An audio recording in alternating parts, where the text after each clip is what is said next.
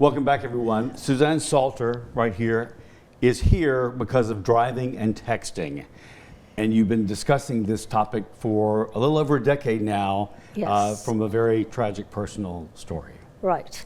Our daughter was only 31 years old, and she was actually just driving to pick up some sandwiches about 2 miles away. And she was stopped to make a left-hand turn. This was the day after Christmas. And while she was stopped, blinker on, there was a car with a young driver that hit her from behind. And what we found out was that the driver had been texting, a long list of texts actually. And when she had to write her written report that was attached to the police report, she said that she didn't know she was driving in the left lane.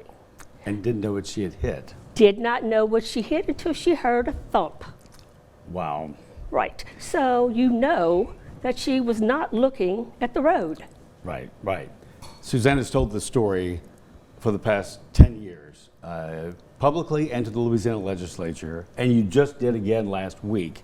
Yes. And Louisiana does have a law of a type on the books about this. It doesn't have a strong, solid, across-the-board law about texting and driving like more than 30 states do. And why are you still talking before the public and the legislature about this? It makes no sense. It does not. And we have tried over and over, and it doesn't get passed. The law right now is you cannot text while you're in a school zone, which is, you should not be. But you should not. You shouldn't be, period. That's right. You shouldn't be distracted. Yes. Just give me a small example of why maybe you thought one of these years, okay, we'll get through it, and then something changes and something happens and the vote doesn't come through. Right. This is that in the legislature? Oh, yes, when it you is. go to vote. Okay, got right.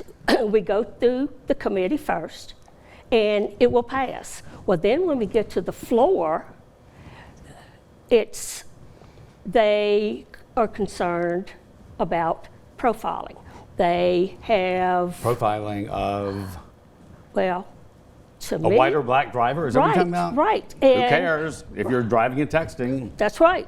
And what I say, if you're going to profile, get these teenage girls that are taking their pictures. I did this story 10 years ago. Talked to you at length about your daughter's background, your family. You had 3 grandchildren. You've sort of inherited a bigger role in their lives. And my blood's boiling again right now as I listen to you, because you remain calm and are great at delivering your message, and yet you're still delivering it. It's been so many different emotions: the anger, the disappointment, I can't believe. Right. You're still here talking about and it. I am. Instead of applauding it or doing whatever you would do. Right. Governor Jeff Landry is strongly behind you on this. Yes. Insurance Commissioner Temple also. Yes. So you've got the 2 biggest dogs behind you. Yes. And you'll see it go through the legislature again this year. We're early in the session, but you'll see it again. Don't know where it's going to go, but if you have any thought about this, I would text whoever represents you and encourage to pass this thing finally. Yes. Then you won't have to do this publicly over and over and over again. But I saw you last week, and during the newscast, I told Christine, I said, I did the story 10 years ago, and I was like, I cannot believe this is still happening. Yes. We're still talking about this. We are. How backwards is that? Oh, yes. Do we want to be that? I don't. No, I don't either.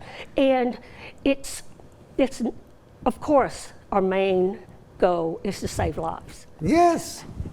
But then you look at other things. You have less accidents, less fatalities. Insurance rates. That is correct. Could go down. Yes.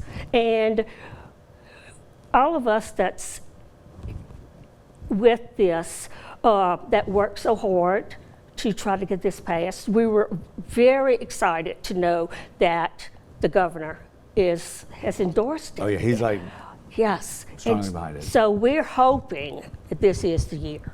Is this the first year that you've had a governor super strongly behind you, or you've had that before? That has come out. Okay, got it.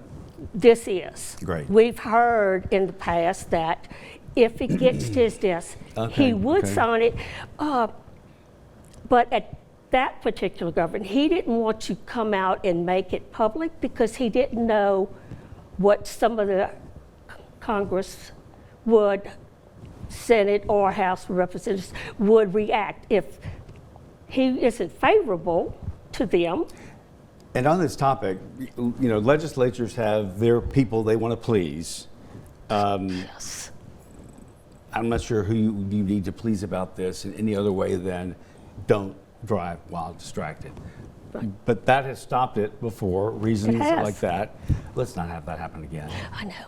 And they look at, besides profiling, there's a gentleman that comes every year at the committee and testifies and says that we're taking away his rights. Then Yeah, what about your daughter's rights? that's what I say. Yeah. I really do. And what is it going to take? I've also said it when I've testified, just think about if this is one of your Sure, of course. family members. But I've gotten feedback from that, from some of the governing parties that are voting and saying, well, I live up north and I'm coming down here and I have to do some work. And Right. so I need my phone. That's absurd. It is, It's because ridiculous. You we're- should not be driving and distracted on your phone, period. Right. So And- that's not an argument that even flies. No, it's not. Then with the vehicles now, all you got to do is press the little button. Right. Because this bill is not saying that you can't, Speak on it. That just is- can't yes. be holding it, staring at it. right, All right. right. You use the Bluetooth. I think we get the message, right? Let's make the message stick this year. Yes. Suzanne, thank you. Oh, you're so I love talking to you. welcome. But it's so, to me, plain and simple, but thank you again. Oh, and I thank you.